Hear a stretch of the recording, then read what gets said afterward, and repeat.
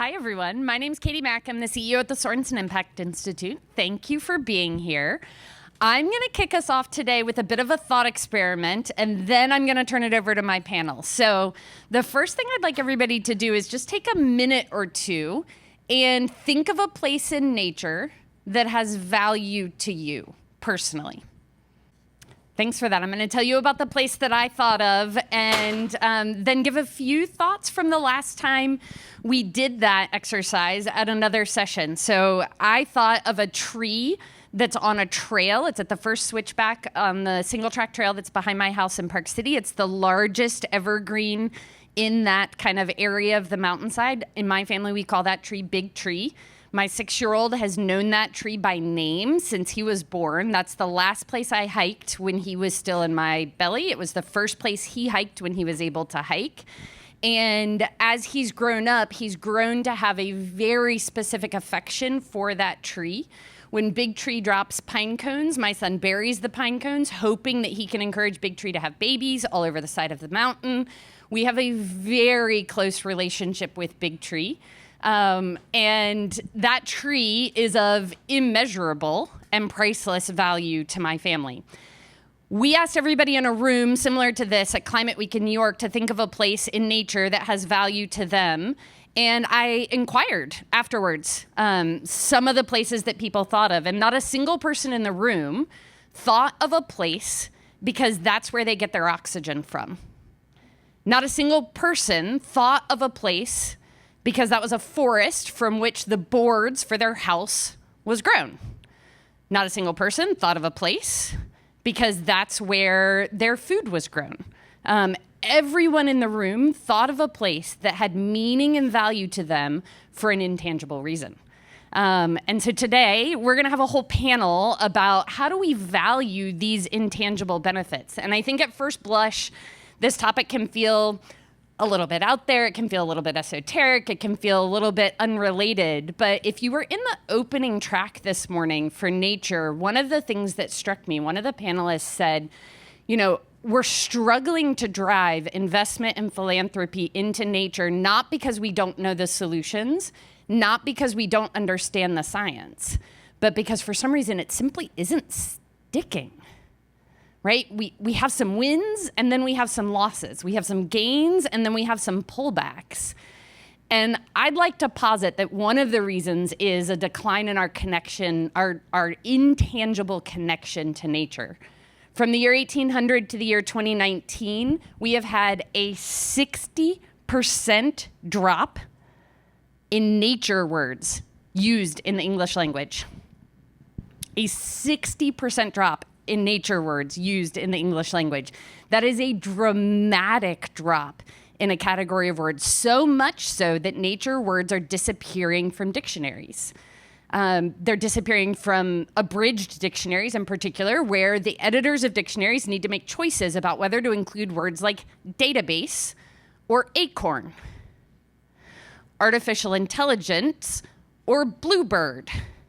Right? Which words will our children need to know? Which words will our children look up? They've dropped nature words and replaced them largely with technological words. Now, I don't think the solution of this is that you rewrite the dictionary and add all the nature words back in, right? They're being dropped because they're not being used. They're not being used because we've lost that connection to nature. And I believe that one of the reasons we've had a hard time getting investment in nature to stick is that the people making investment decisions lack that intangible connection to nature that generations before us and many indigenous populations continue to have, generations before us did have, and many indigenous populations still have. So today we're going to talk about how do we value that intangible benefit of nature, how do we talk about it, and how do we bring that into an investment conversation. I'm really excited to have 3 panelists with us today who are going to bring a very rich and very diverse set of data and research and life experience to this conversation. Ariel, on the end, is embedded in the scholarly knowledge about spirituality and religion. Nalini is a forest ecologist and a scientist who's deeply involved with science communication to non-academic audiences, and Sushant is steeped in the financial and investment world. But I think what you'll find out is that each of these people, just like all of us, exists far beyond the boundaries of their bios. We were exchanging information about prior jobs and life trajectories before, right? We've got religious experience in folks who are entrenched in the financial systems, and cab driving experience from Nalini in DC in an earlier life, right? We all go well beyond the bounds of our own bios. And I'm really just excited to kick into the topic. But the first thing I want to ask is maybe for Nalini to give us a definition of intangible benefits, because I think that's something that I want to make sure as we kick it off that everybody in the room kind of has a base knowledge of. Great. Thanks, Katie. Well, the ways that people, individuals, and communities and society have articulated the many diverse values of nature have long been of interest and been written about, mainly in the fields of philosophy. But I think because of the current threats to nature, there's a growing urgency to articulate and to understand all the values of nature. And so recently, the field has generated just hundreds and hundreds of papers and have even developed a number of review articles about the many values of nature. I'll just talk about one sort of classification system, that of Austin Hines in 2024, that was published in the journal Bioscience. And he and his colleagues categorized nature values as in three categories: instrumental values, relational values, and intrinsic values. So instrumental values are nature providing physical resources that fill human needs. Products like timber and food and water, but also ecosystem services, water purification, jobs, soil fertility, human health, and climate regulation. And there are now formal approaches to incorporate those instrumental values into accounting and policy, like natural capital accounting you may have heard of. The second category is relational values. That is the meanings that people get from their relationships with nature. And this can be a sense of place, it can be cultural identity, it can be aesthetic values, it can be spiritual connections. And then the third category are intrinsic values. And those are that natural entities, biota, plants, animals, microbes, and ecosystems they have inherent worth for their own sake, go beyond the use or benefit of people. And you probably have been hearing about more than human rights. Biota and ecosystems have their own rights, including legal rights to exist and to flourish. So I think for this panel, we're going to be sort of doing a combination of the relationship, the relational values, and the intrinsic values. And so I'll define our intangible values as the capacity of nature to provide emotional, psychological, aesthetic, cultural, heritage, human well-being, and spiritual values, as well as inherent moral and ethical and the right to exist values. Hope that's okay with you, Katie. Fantastic. I hope you all felt transported to a college classroom with that. Yeah, that was perfect. We're going to kick off today with a quick, we're going to give each panelist, 8 or 9 minutes to really give you a deeper dive. I know not all panels are run this way, but we're going to give everybody a moment to do a bit of a deeper dive into the things they've been studying. And then we'll go to some interaction between the panelists. And if we have time, we'll go to the room for some questions. So we're going to start off with Dr. Ariel Mayse. Ariel is an associate professor of religious studies at Stanford and has a recent research focus in environmental humanities. I didn't tell him I was going to do this, but I've read some of what Ariel has written, and in his own words, I hope he agrees with this still, he studies religious teachings for building a robust, poetically engaged environmental humanities that can appreciate and address the gravity of the looming catastrophe. Recognizing that much of today's mindset has neither the values nor the vocabulary to deal with our climate disaster. And my question for you today is, what does the study of religion have to say to us today as we face that looming climate catastrophe? And why at this time in particular do you think it's essential? Thank you so much. That was such a rich and really wonderful introduction. It's yeah, great. You said it better. It's so nice to be here, even though I'm a bit of an interloper. My background is in the study of religion. I'm also an ordained Orthodox rabbi. I don't do much with finance other than try and balance my checkbook, which is now hopeless. I'm really interested, however, in thinking with religious traditions and how they can help us address this complex bundle of problems that we often call climate change or the destruction of nature across our planet. I'm interested in religious traditions not just because they are transnational entities that can act beyond local governments, or because they're good at getting people to work together, which they're not, or because there are lots and lots of religious people in the world, which there are, but that's not it. I'm interested in religious teachings as a disruptive force precisely because they don't conform to the logic and the worldviews of our current social, political, intellectual, and economic systems. They remind us of an important truth. The world as it is not the world as it must be, and that things can be otherwise. Our vision has become constrained and cramped, and we need to expand our ways of defining terms like value, return, investment, and perhaps even the market itself. Markets are complex, multifaceted beasts, and they are far from passive. They shape us and our lives, reflecting an array of values beyond simple efficiency. They must also have limits. Not everything that can be sold ought to be sold or can be done so morally. And the value of some things lies not within cost-benefit analysis, but outside of it. So we must begin to do the work of what my good colleague Doug Kaiser of Yale Law School calls stretching the moral imagination. If the science of ecology has taught us anything, it's that all things, plants, living, non-living, are interconnected. The word economy shares a common root with ecology. The Greek oikos means house or home, a messy, noisy place of mutuality, reciprocity, obligation, and kinship, not a sterile mathematical ledger. The vision of a world that shimmers with divinity, that is saturated with sacred power, in which all things are interconnected, and in which all things have intrinsic value, not simply because they may be exchanged, but simply because they are, is one of the great legacies of religious traditions across the world, especially the mystical ones. Stones, animals, trees, people, all hold within them some kind of a sacred quality that cannot easily be monetized. In the community of scholars that I helped to run, called the ACRE Collaboratory, the Applied Collaboratory for Religion and Ecology, we've recently been working on a paper that offers the three conventional pillars of sustainability, environmental, social, and economic, which offers a fourth frame or a fourth way of thinking about the question of sustainability, and that is one rooted in sacred relationships. This frame, we argue, reminds us that the human nature binary is really a fabrication.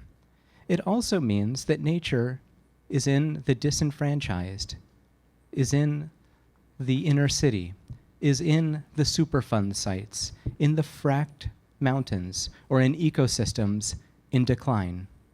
When you thought of nature a few minutes ago, is that what you thought of? We are within nature, and nature is within us. And we too are threatened by those declines. The loss of biodiversity has been shown by contemporary research to come along with it a precipitous decline in the diversity of human languages, cultures, and flourishing. So rather than what's called fortress conservation, maybe we need forest conservation. Yes, literally, but what I mean is a multi-storied, both in the sense of canopies and in the sense of narratives, a more integrated approach that accounts for our relationship with the more than human world. Thriving ecosystems may well offer us an endless array of gifts, but those entangle us, not within that bundle of rights, but what Robin Wall Kimmerer has called a bundle of responsibilities. Traditional economic policies of systems have done much good, and they have also led us to this dire point. The problems with certain models of so-called green development across the world have been revealed. So we need to start thinking much more creatively. When it comes to assigning financial markers to the benefits of nature, we reach easily or initially for concepts like ecosystem services or cultural services that we heard just a few minutes ago. The Natural Capital Project run by my colleagues at Stanford is a good example of that. And many of you in this room may also be involved in this work. It's incredible and limited. One of the things that I've learned from Jewish law is that according to halakha, to Jewish law, corporations don't really exist. That is, in essence, they are enormous partnerships in which every shareholder, investor, stakeholder holds a moral responsibility for the corporation's harmful actions, and each one shares in its responsibility to promote collective flourishing. There's a growing movement to try to get nature, quote, in the boardroom, but the truth is, it's already there. But now the non-human needs a voice and a vote, which might come along with it a set of rights akin to other forms of legal personhood, and it might mean more. And in these troubled times, we need a different way of measuring returns, perhaps with the embrace of the fact that a truly green portfolio may well include some percentage of investments that have no personal monetary yield, but which promote flourishing both close to home and across the planet. It's common to speak of the need for divestment from fossil fuels and petrochemicals, which I happen to think is a great idea. But I think we also might rephrase that in the positive, in the optimistic, and we should champion thrive-vestment, which emphasizes enfranchisement and empowerment, not extraction, coordination, connection, and collaboration, not the fear of a crisis. In short, I think we need to rewild our economic vision. It's common to speak of our times as late capitalism. I have teenagers at home. I like to think about it as adolescent capitalism. And we're on the cusp of something that is so much more mature and so much more expansive. But in order to get there, we need to get through this messy work of reassembling ourselves according to a new set of values. Ariel, I love what you said just then. You said corporations don't really exist, and it just causes me to think maybe in our adolescence, we gave corporations a lot of rights in our legal and economic system, and perhaps irrationally so, right? Well ahead of giving rights to nature, mountains, trees, forests, and the biodiversity that inhabits this planet with us. This sounds like the kind of decision an adolescent would make. So that makes a lot of sense. Thanks so much. Next, we're going to go to Dr. Nalini Nadkarni, who is a forest ecologist who studied the biota of tropical and temperate rainforest canopies for 40 years. She's also developed innovative programs to bring science engagement and access to conservation projects to non-traditional public groups such as artists, senior citizens, faith-based groups, people incarcerated in the places where they live, work, recreate, and worship. She recently joined the Sorenson Impact Institute, thank you, as a senior fellow to facilitate the engagement between ecological restoration practitioners and impact investors. And we're really glad to have her in this room. My question for you today is, in your experience, how have the intangible values of nature driven real-life measurable outcomes in some of society's most desperate settings? Thanks, Katie. And I think it's good that I'm sitting in the middle because I'm in between Ariel's kind of amazing worldviewy sort of aspect of intangibles, and then you'll hear from Sushant with the sort of impact investing. So I'm sort of sitting right in the middle of that. And I guess I'll start out by saying that my profession as an academic professor at the University of Utah has really been, my goal has been to understand forests from the scientific perspective and to share that knowledge with other scientists. And I focused on the rainforest canopy. I use mountain climbing techniques to get up to the treetops to understand and document the ecological values that canopy-dwelling plants and animals have for forest ecosystem processes as a whole. But I'm also dedicated to forest conservation, and I've used the approach of public engagement of science to raise awareness of the need to protect forests. I started out, as many scientists do, with traditional and formal science education institutions like museums and botanic gardens, and very quickly I realized I was just preaching to the choir and not really doing anything much to increase protection of forests. So I'm now engaged with those who do not or cannot gain access to science education and nature itself. As Katie mentioned, senior citizens in assisted living homes, artists, faith-based groups, hunters, food enthusiasts, and people who are incarcerated. And those experiences, I think, have really suggested to me that the intangible values of nature, beauty, spirituality, human well-being, can lead both to real human benefits, but also potentially to financial profits. And so what I'd like to do is share two examples of those. The first one comes from the healthcare industry, and my team and I have been creating nature-centric interventions in critical care spaces in hospitals, mainly ICUs.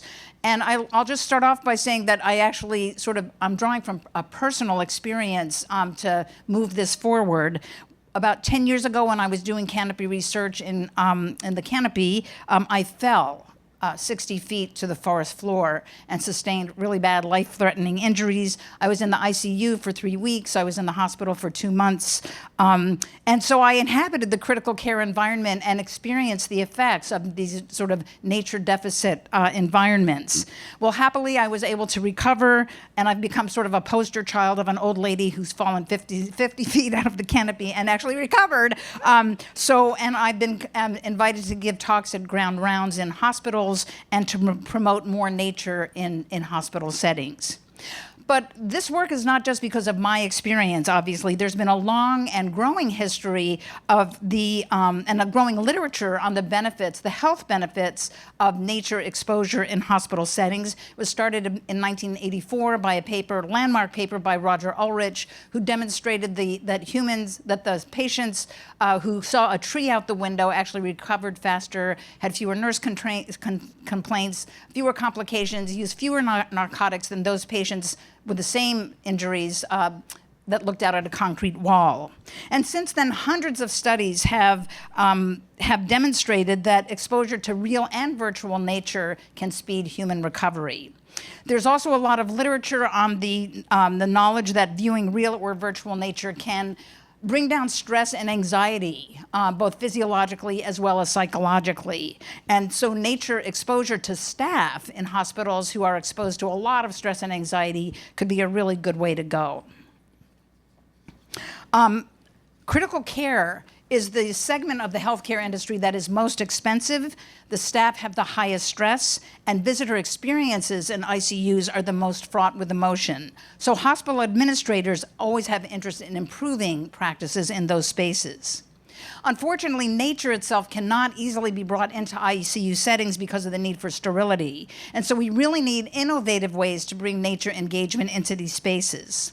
So last year, I partnered with the Sorenson Impact Center, with the Society for Critical Care Medicine, and AMUFI to address this, and we're now doing a literature review of the practices that are currently being used. We're going to be using a world-building approach to generate new and innovative ways of bringing nature into ICU spaces and test those with clinical trials. And in our final phase, we'll be assessing the financial values on patients, on staff, and on visitors. So this can be more widely and more sustainably applied to healthcare systems.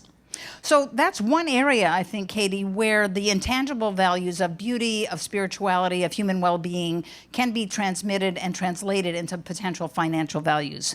But we still don't know the dosage that's needed, the duration of the work that's needed, so there's still a lot of work to do in that area. The second area I'd like to talk about actually oddly has sort of a kinship with ICU areas, and that's the sphere of mass incarceration. Now, the costs of corrections in our society are huge and place a gigantic burden on our government agencies. It costs about $65,000 a year for each of our 2 million incarcerated adults in our society. There's also a cost on human well-being, the individuals, the families, and the community in our society. Carceral environments of state prisons and county jails and tribal jails and juvenile detention centers are always almost completely deficit in terms of nature access. And so the work that we're doing in hospitals and other nature deficit environments can really suggest that we might be able to mitigate some of the negative effects of what goes on inside carceral institutions and mitigate the high stress, the anxiety, the violence, and the lack of connections to the outside.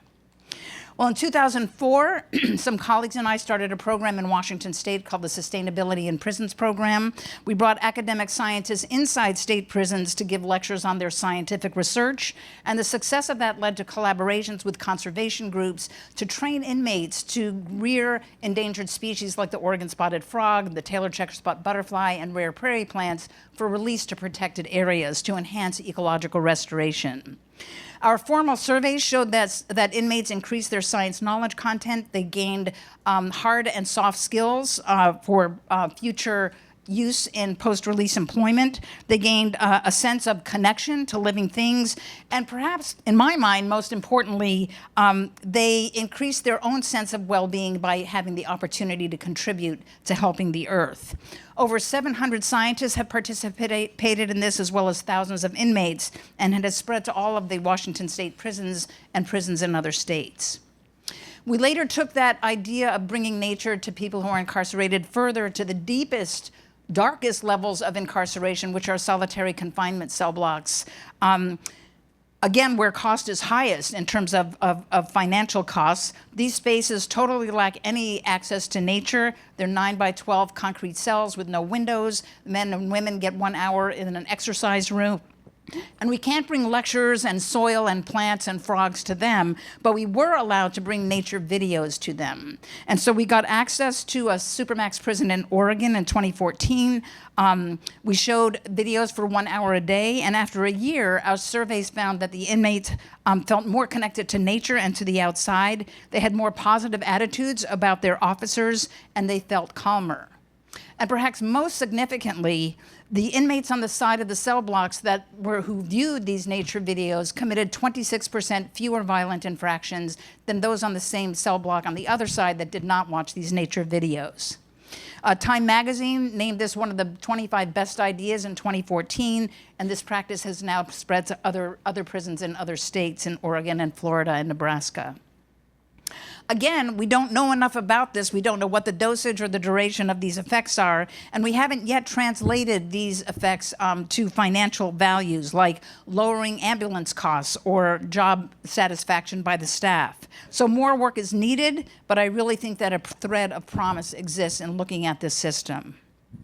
So those, Katie, are two cases of potential financial values that are linked to intangible values, and many others exist. Biodiversity and beauty values can be linked to companies that are doing ecotourism.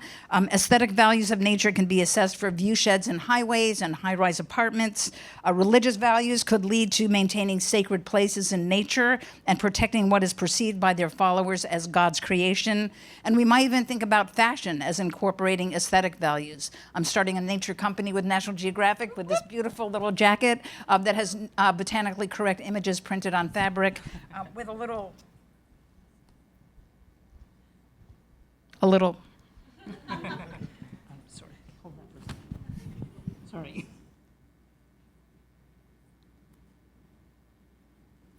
Hang tag, thank you.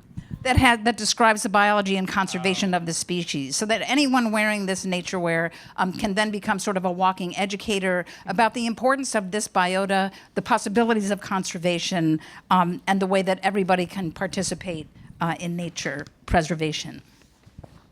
And if you leave the tag on your jacket, you can pull it out at a moment's notice, even when you're at a conference.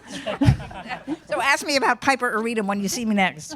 So I'd like to end, I guess, with a question that we can discuss together and also in the audience, which is, for scientists and conservationists like me, to weave nature and its intangible values into financial values, what are the metrics? And what are the format for those metrics that are needed to fit current financial models or create new financial models that will make them compelling to impact investors, so that more people and people from more diverse societal sectors can benefit from nature engagement?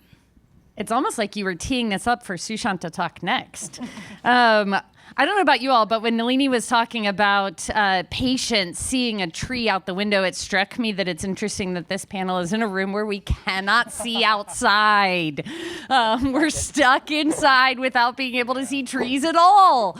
But I wrote down the stats, and I've heard Nalini. We have Nalini's jacket and just stare at it, right? Just keep staring at it. I wrote down the stats, even though I've heard Nalini say this over and over again, but patients who merely saw a tree out a window took fewer narcotics, had fewer nurse complaints, and faster recovery. There's a deep part in each of us that says, of course. And yet in today's practice, that's not taken into account at all, right? We're not designing our hospitals so that every single person can see trees out their windows. Trees are considered part of the landscaping that help the hospital not be an eyesore in the middle of a city, right? Not instead of considering that a part of the investment in the health of your patients. And as she was describing that, I kept thinking like, gosh, what will it be like when we go to the doctor and part of the doctor's prescription to us will be, go stare at a tree, go walk in the forest. And I prescribed that an hour a day, 7 days a week for 3 months. And then let's come back and let's talk about what that has meant, right? I love that. That's happening in Sweden right now, we're hearing. It's not happening regularly, at least in the United States. But I'm very excited to hear about that in Sweden. And I think we would see immeasurable impacts when you think about the rise in mental health crises across the world. If you pair that with the decline in use of nature words, indicating the lack of our connection with nature, I think we're finding out that we've removed ourselves from a key component that actually makes our human system work. And that without it, we quite simply don't work properly. It would be like depriving ourselves of water or of air. But instead, we're depriving ourselves of nature. And as we deprive ourselves of nature, we are experiencing the consequences of that. Next, we turn to Sushant Shrestha. I knew I was going to say it wrong. Sorry. Who's a co-founder and managing partner of the Open Future Fund. Sushant is a venture capitalist, and he brings what he calls contextual capital and system transformation to the impact investing space, looking to create transformational frameworks for innovation in finance, portfolio management, and in evaluating industries. Sushant has great stories to tell, some of great success and some of great failure, which I really appreciate hearing. And my question for you today is, you've talked openly, at least around me, about the challenges of incorporating intangible values into your investment portfolio. Can you walk us through that experience and what that's been like for you? Yeah, thank you, Katie. Lots there, but I'll quickly like to check who's in the room. Yeah, if you could just show of hands, how many of us are raising capital right now? Okay. And how many of us are raising capital to deploy capital to other projects? As a fund manager. As a fund manager, yeah. Yeah. Okay. Thank you. Yeah, that gives me an idea. You didn't ask, so everybody could turn around and look. How many of you are allocating capital right now? Okay, yeah. Oh, take a good. look. See, there's some hands in the room for That's all of great. you raising capital. Not to flood you, but SOCAP exists to make those connections. Sorry. That's great. So I'm probably the skeptic in the room here, but there's a saying in venture capital that if you are a pessimist, you get to be right. But if you're an optimist, you get to make money. So I've kind of found my balance being a skeptic somehow. Why I'm a skeptic? Because experience. I tried to do this about 9 years ago. Very difficult. We're working with legal systems as a fund manager. When you're a fund manager, private equity model, you really play at the edges of capitalism, and you really see how things are set up, how everything is made up, and how hard it is to change. So I really come from that place of having deep skepticism about this work of integrating intangibles, but also at the same time, I do have radical hope, so I can balance those two. So why skepticism? I think that's. I think we're in the era of what I like to call thought leadership inflation. Our generation was taught to be thought leaders, and if we really look at how a fund works, it takes about 5-7 years of improving the investment thesis, raising capital, investing it, nurturing your portfolio, reporting it out, taxes, all of that takes a lot of work. And it takes about 5-7 years to prove out your thesis. And not enough people are sticking to that journey. It's really a commitment, you know. So it's a hard work. Secondly, we are inheritor of Western Enlightenment models. You know, we're using really modernist system to kind of enact postmodern sensibilities and indigenous wisdom and all of these things. It's really hard. Those are like ontologically very different way of thinking and being in the world. And that's really hard. And lastly, why I'm skeptic is a lot of the changes requires, you know, inner change first.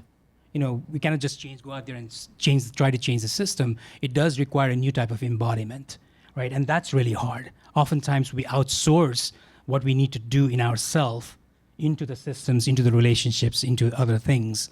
And that inner change is really hard. You know, we are asked to be scientist and a saint and a poet and a mystic all at the same time. That's the call of our generation, and those are really different ways of being. And that's really hard. You know, not only we're asked to grow up as human beings, we're asked to do our shadow work. You know, we're asked to wake up and grow up and show up and clean up in all different ways, and those are tall order to be human. And that's hard. On the other hand, I do have radical hope as well, because just having this kind of conversation, I've had deeper dive with Nalini and, you know, now with Katie and Ariel. It feels like there's something possible because who are involved in these conversations and actually working towards it. There's sincerity here, there's strategy here and all that. So that to me is very hopeful. So I'm really glad to be having these conversations. And just and there are new models emerging as well. And so I think what we're really looking at is, you know, Ariel, you mentioned late stage capitalism. I think we're starting to see what that can look like. And finance and futurism is very closely connected. Whatever gets financed, you know, it kind of creates the future, right? As a venture capital, I get to see every week so many different types of companies that the public doesn't get to see for maybe next 5, 10, 20 years, right? So I kind of get a sense of what's happening. One thing that's really important as well here is with AI, you know, with the Industrial Revolution, you know, muscle was mechanized. Now AI is mechanizing mind. And whose mind gets mechanized and skill matters. So we're really living at very interesting times right now. So I think having this kind of conversation and actually working together, building case studies is so important. So yeah, I'm not sure if I answered your question, but yeah, somewhere along those lines. And I'll leave with one last thing is, it is said that Rumi, the poet, you know, when he used to stare at his blank page, he could see the tree that the paper came from, the forest it came from, right? And see the whole ecology. In the same way, people in finance are called to look at a spreadsheet and not only see a business strategy and the synergy between different companies, but also the source from which it's derived, right? So that's the ask.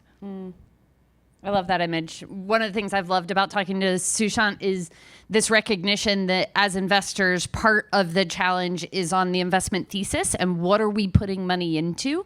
But if we trace back that challenge, it comes back to an inner transformation, right? And those who are allocating capital in the world, who are deploying capital in the world, have the power through the transformation inside of them to change where that money goes and what those structures look like. I would be curious, Sushant, if you would give us a bit of a description maybe of the fund. You said, you know, I tried to do this 9 years ago. Yes. What did you try? What did you try to raise? What did you try to deploy? So I was a very young man back then, full of ideas and vision. So started a fund out of Vancouver, Canada, to really look at not just invest in companies, but also invest in the founders to give them coaching, culture change, do like many of the intangible work, which we recognize. I actually went to, I studied management and finance, but I went to study psychology in my grad school because I really wanted to get that world. Almost gave my parents a heart attack, but but that fund, we try to basically model out our finances to incorporate intangibles, and that was wildly unsuccessful because the economics of managing a fund is very hard. If you're under $50 million, it sucks. It's really hard. It doesn't add up, and and we were not able to do it. And our investor were asking for their exit all the time. When we had our first exit, some of our investors bought Tesla. Is that a social impact, right? So it was really hard, and I still get emails. I'm still managing the fund. My investors ask all the time, when is the next exit? When is the next liquidation? It's a lot of pressure because we are using somebody else's money to do good in the world. And so there are systemic challenges in how the legal contracts are written, how the economics of a fund are in a private equity, a venture capital space that are really hard to do, and we were not able to do it. Yeah, I imagine there are quite a few people in the room who have managed a small fund who might be able to commiserate with you on trying to make the financials work. To someone who's never managed a fund, $50 million sounds like a massive amount of money in a fund. But if you've tried to run a $50 million fund, you start to recognize how little money there is to run the fund. And then to do all the extra things on top of that really becomes a challenge. We're going to turn to questions in the room in just a minute. So if you have questions, we will have a couple minutes to go over those. Please do be thinking about that now.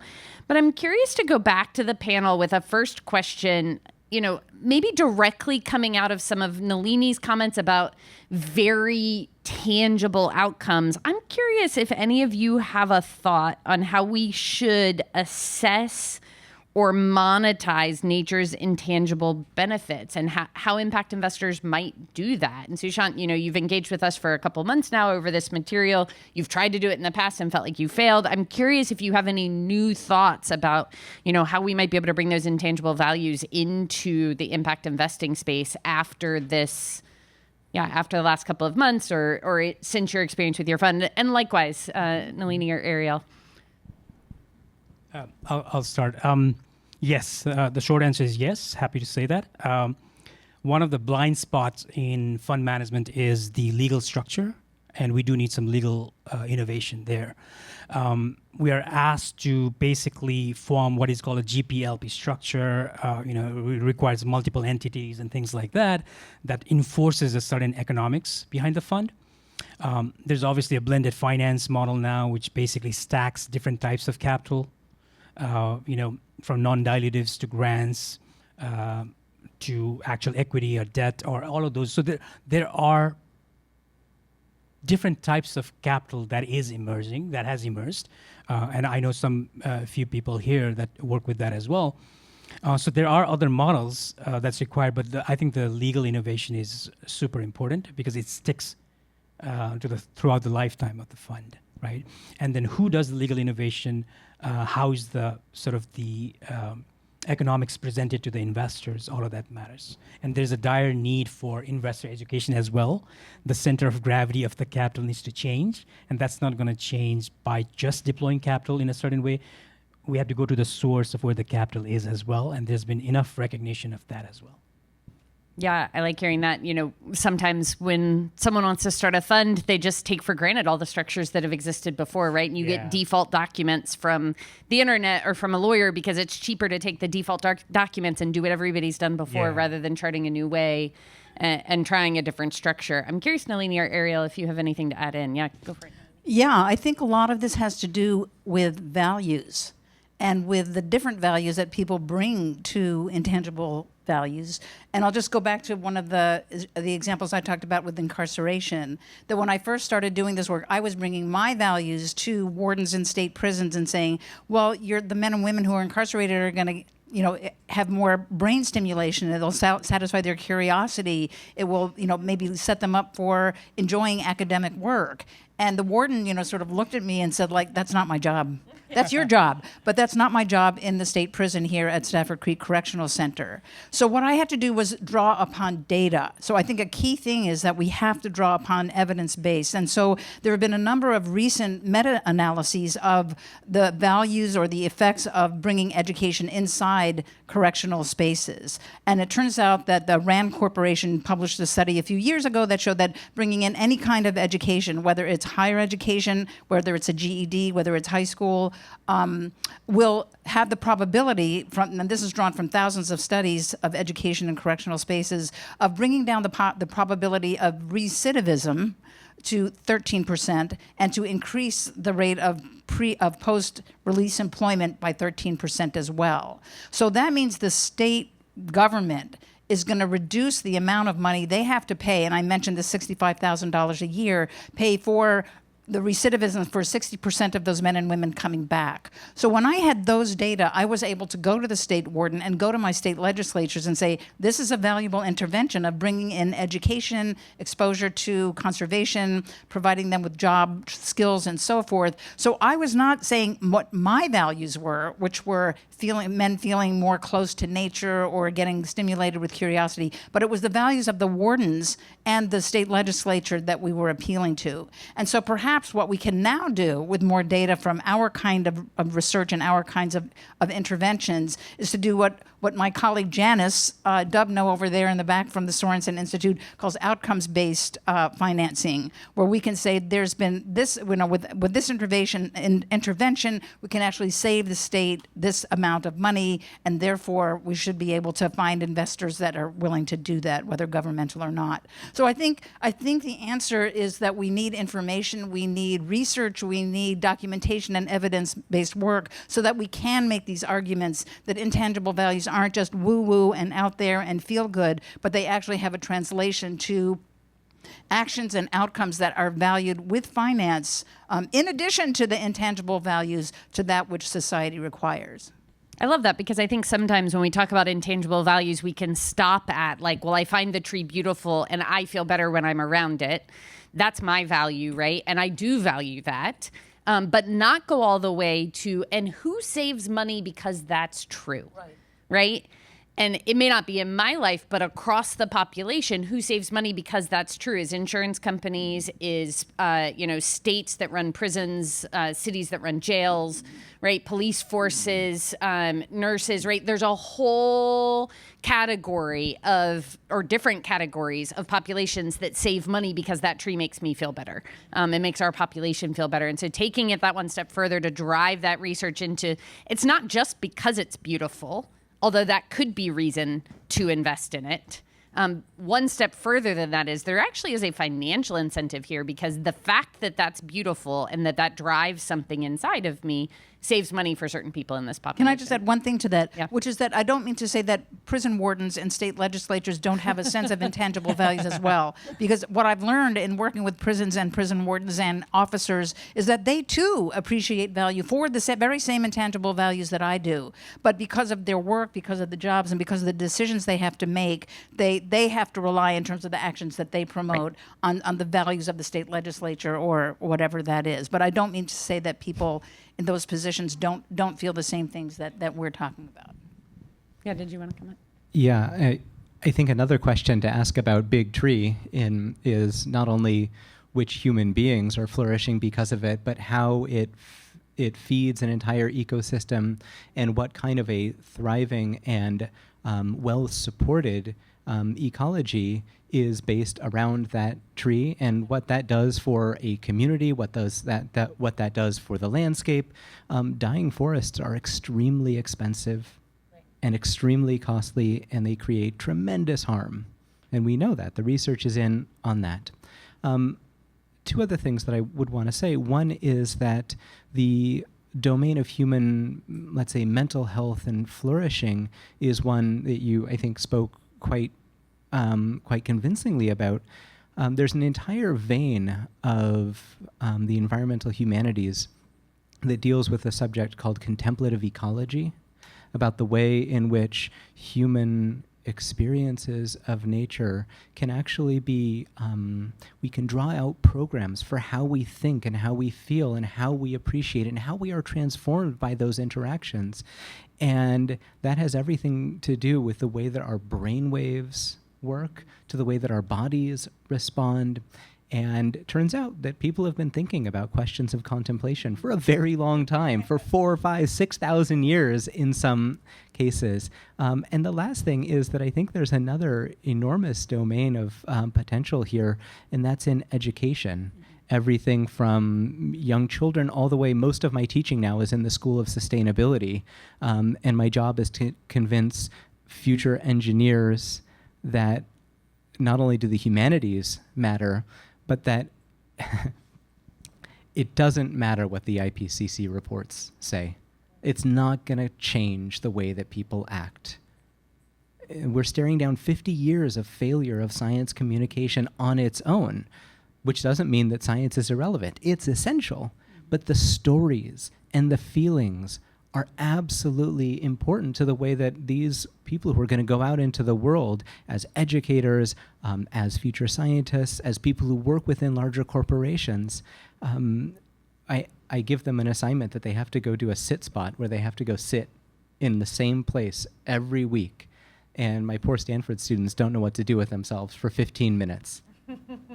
You mean I can't be on my phone? I can't be answering my email? No, you just sit and you appreciate. And all of a sudden, all these things begin to burble within them and transform so that at the end of the 10 weeks, that's often the most important thing they've gotten from the class.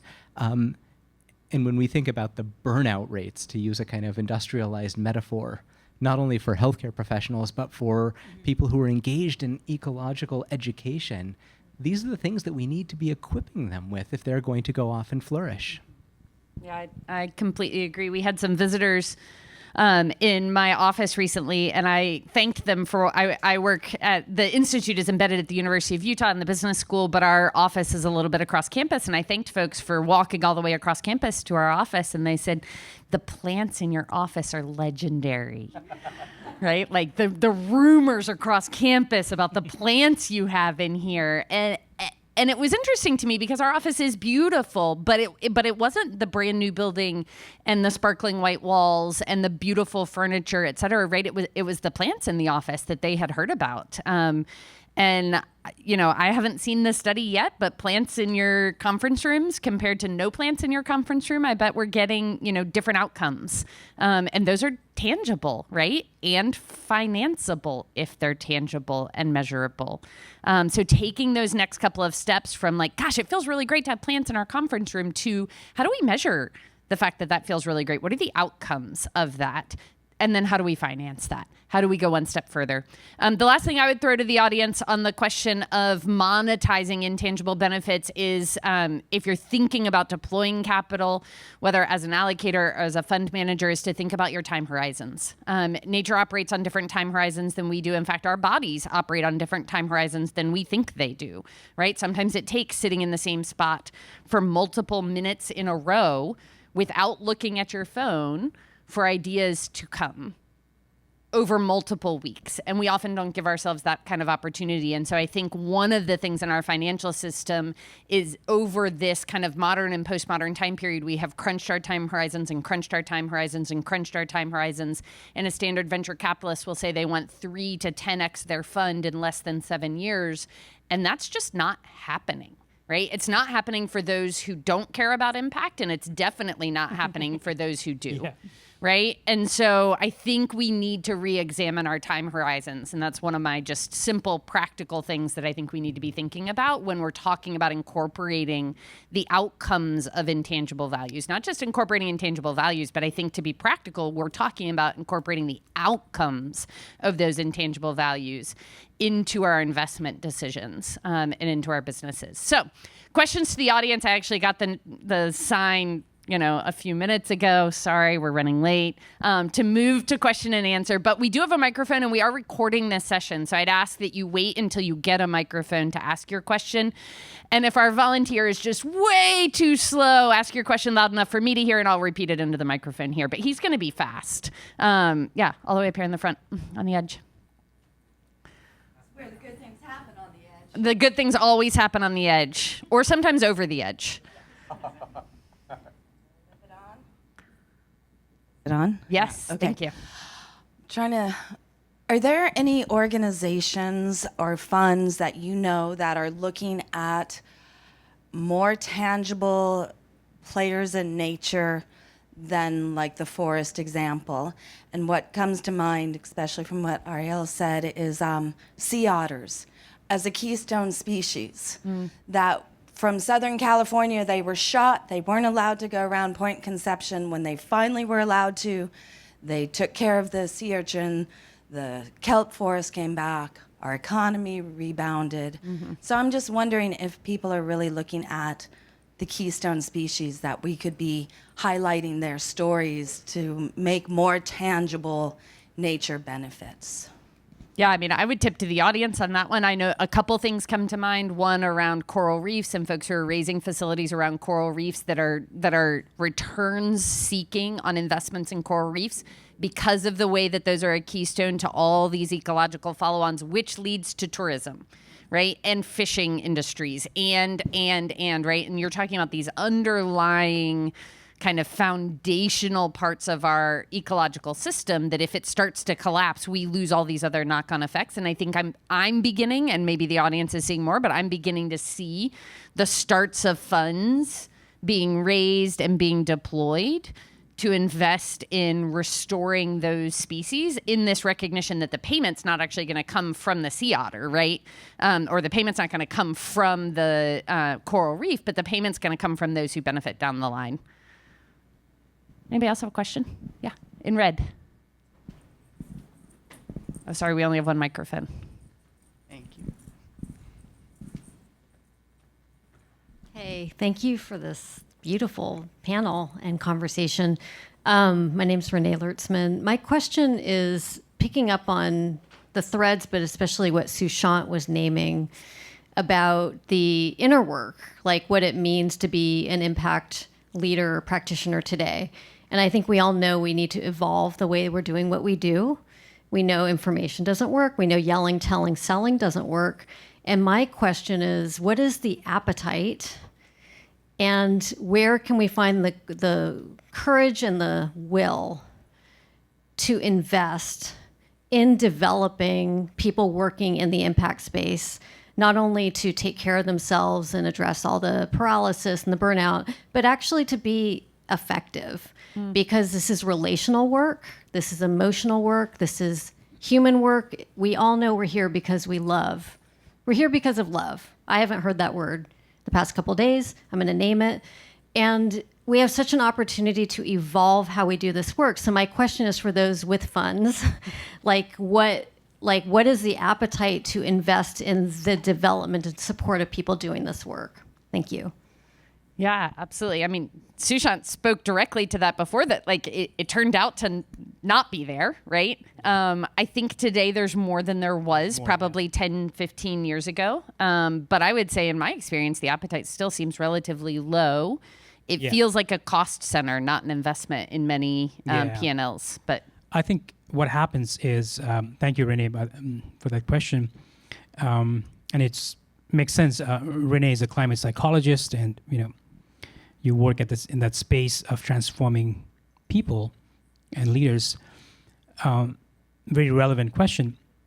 What tends to happen is people start out as wanting to do this, and it quickly changes when you look at the realities of the economics, basically, because it does cost a lot to bring expert in, and I'm sure, Renee, you get paid big money to bring you into Google and all these places, right? And not every fund can afford that. And so there is that need and hunger.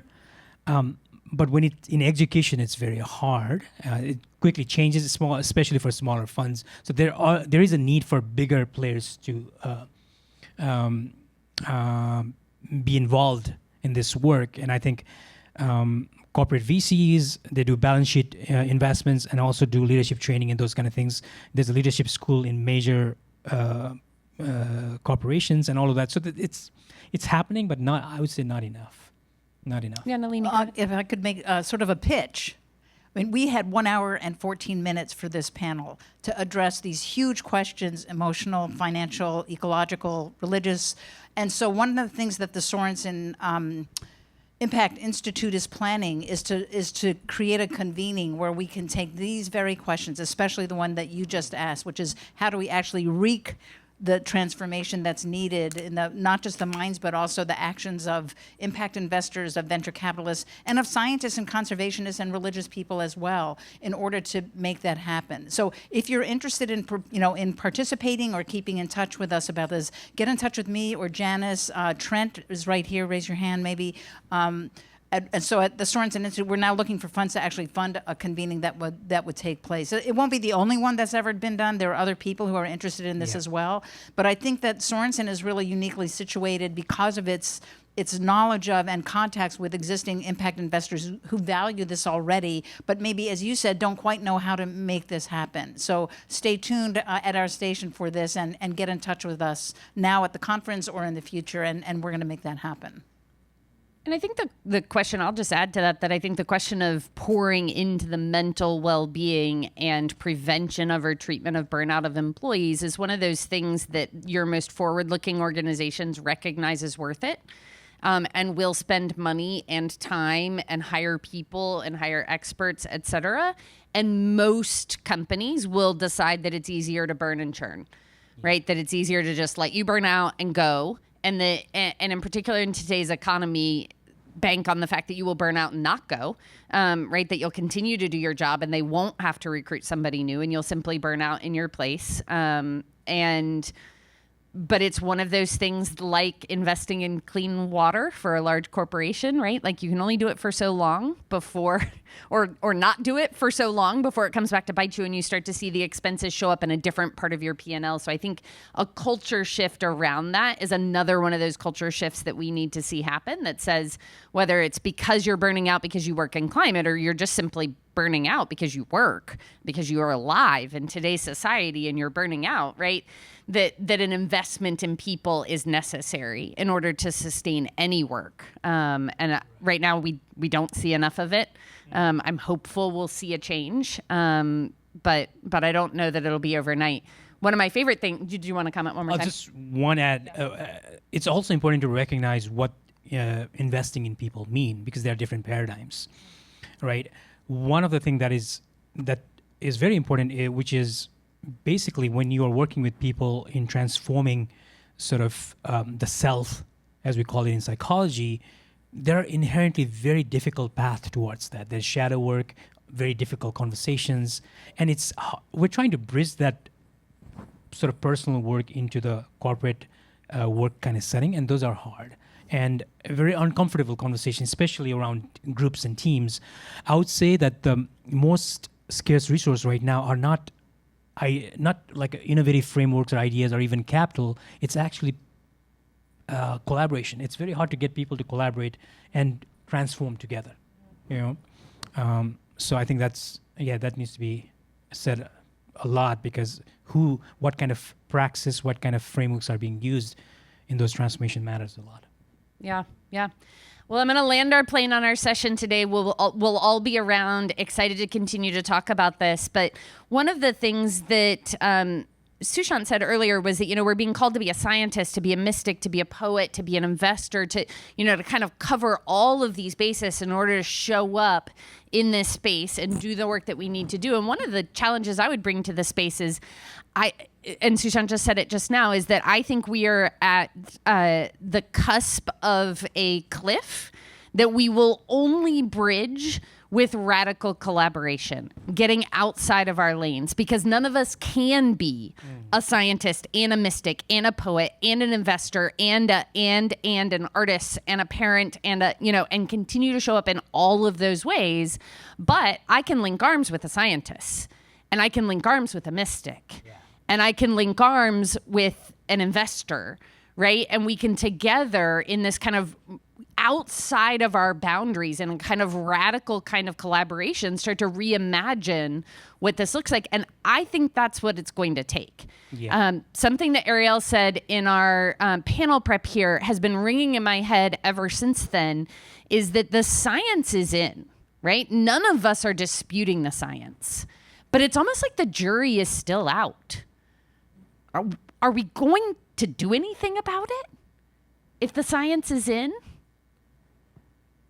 Right? And I think that's our call in this space, right? To change the narrative, to reconnect our communities and our worlds to nature, to get out and touch the grass, touch a tree, reconnect, have a favorite tree. If your mind went blank when I asked you to think of a spot in nature that means something to you, go ask everyone in your life. Where is there a spot in nature that means something to you, right? Let's ask everyone that. Let's make people go sit outside and stare at a tree, right? Like let those of us who have the power to do that. If you lead a team, you lead team meetings, right? Let's reconnect our souls with the nature that sustains us physically, but that also sustains us mystically and poetically and spiritually, whether we know it or not, whether we acknowledge it or not. So a call to radical collaboration. Like Nalini said, we will be gathering people around this pricing intangible values. And really, we're a practical group. We're not a 30,000 foot group at the Sorenson Impact Institute. We want to move capital into solutions that change the world.